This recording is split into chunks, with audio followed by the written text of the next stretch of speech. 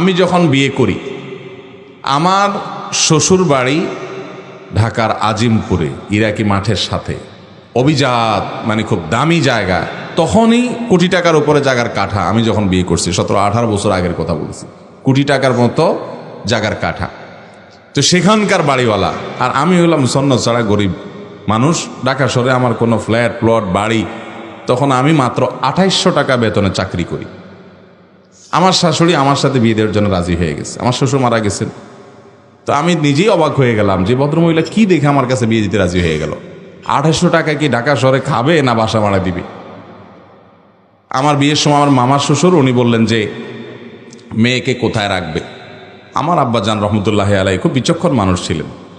তো আব্বাজান বললেন যে আমার ছেলে যেখানে থাকবে আপনার মেয়ে সেখানে থাকবে। আমার ছেলে যদি ওই রাঙ্গামাটি জঙ্গলে চলে যায় তো আপনার মেয়ে সেখানে যাইতে হবে। তো আমার আব্বার কথা শুনে ওনারা রাজি হয়ে গেছে। কিন্তু আমার শাশুড়ি, এই ভদ্র মহিলা এত বিচক্ষণ মানুষ ছিলেন, উনি চিন্তা করছেন যে ছেলে বোর্ড স্ট্যান্ড করা, প্রত্যেক ক্লাসে ভালো রেজাল্ট করছে এই ছেলেটা মেধাবী, আবার ওনাদের কাছে মনে হয়েছে ছেলেটা বোধহয় ভালো মানুষ, এই জন্য ওরা রাজি হয়ে গেছে।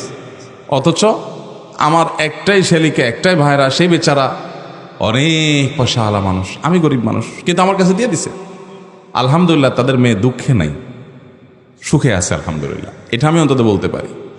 আমাদের দেশে বেশিরভাগ মেয়ের বাবারা, ভাইয়েরা, আমি খুব সিরিয়াসলি বলছি যে আমরা বেশিরভাগ এই ক্ষেত্রে আমরা ভুল করি। আমাদের মেয়েদের জন্য আমরা দেখি যে একটা সরকারি, অনেক ছেলেরা আমাদের কাছে প্রশ্ন লেখে, হুজুর সরকারি চাকরি না করলে মেয়ের বাপরা মেয়ে দিতে চায় না বিয়ে। সরকারি চাকরি না করলে আপনি মেয়ে বিয়ে দিবেন না? সরকারি চাকরি করে কয় টাকা পাবে সে চুরি করা ছাড়া তো তার উপায় খুব বেশি একটা নাই। সরকারি চাকরি করে চুরি করা ছাড়া পয়সা করার কোনো পথ আছে? কেমনে আমার বুঝান, কয় টাকা বেতন পাবে? সে বরং ব্যবসা বাণিজ্য করলে আজকের গরিব কালকের ধনী হতে পারে ইনশাআল্লাহ। কিন্তু সরকারি চাকরি যদি সে করে, ধনী হওয়ার কোনো পথই তো খোলা নেই। আছে? কেমনে ধনী হবে? 2 নম্বর টাকা ছাড়া ধনী হওয়ার রাস্তা আছে? তাহলে আপনি জেনে শুনে আপনার ছেলেকে, আপনার মেয়েকে হয় একটা, আমি বলছি না যে সরকারি চাকরি করলে সবাই অসৎ হয়, খবরদার, ভুল বুঝবেন না।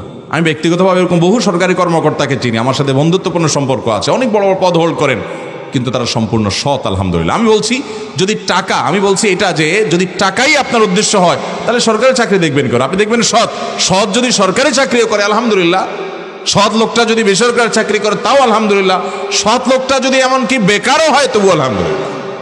দেখতে হবে মানুষটা সৎ কিনা, দেখতে হবে মানুষটা কি কিনা, সৎ কিনা। সে যদি সৎ হয় তাহলে কোথায় কাজ করাটা বেটার না? আপনি খুঁজে সরকারি শুধু খুঁজতেছেন, তার মানে আপনি ঘুষখোর খুঁজতেছেন।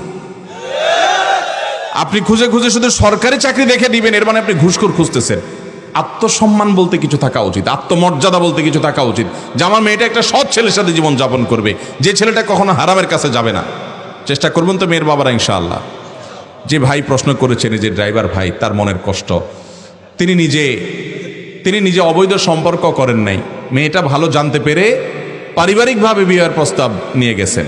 যাই হোক, আমি তো আর জানি না যে মূল ঘটনা কি, আদৌ এটা খাটে না না খাটে। তারপরও এটা আমাদের সমাজে খুব প্রতিষ্ঠিত কথা যে আমরা সবাই মেয়ের বাপরা শুধু পয়সাওয়ালা খুঁজি এবং প্রতিষ্ঠিত মানুষ খুঁজি। আমি সবসময় বলার চেষ্টা করি, যারা মেয়ের বাপ আছেন, মেয়ে কার কাছে বিয়ে দিবেন ছেলে খুঁজে পাচ্ছেন না, আপনাদেরকে বলতেছি, আপনাদের এলাকাতে ফজরের নামাজের জামাতে নিয়মিত যে সমস্ত যুবকদেরকে দেখবেন হাজির হয়, খুব সুন্দর করে ধীরস্থিরতার সাথে নামাজ কালাম ফজরেরটা পড়ে, অন্যগুলোর কথা আমি বলি, অন্যগুলো তো বটেই, ফজরের নামাজ যারা নিয়মিত হাজির হয় এবং ওয়াক্তমতো পড়ে, হারাম থেকে বাঁচার জন্য যুদ্ধ এবং সংগ্রাম করে, ভদ্র নম্র, এই ছেলেগুলো যদি গরিব হয়, আপনার মেয়ে বিয়ে দেন, ইনশাআল্লাহ তারা সুখে থাকবে।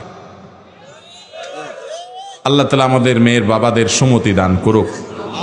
এই যে যুবকরা এত ঠিক পড়তেছে, এরা বিয়ের জন্য বেচারারা মানে বেকারার হয়ে আস, এই ছেলেদের আল্লাহ তাআলা একটা হালাল ব্যবস্থা করে দেখ, এবং মেয়ের বাবাদের দিলটা আল্লাহ তাআলা নরম করে দেখ।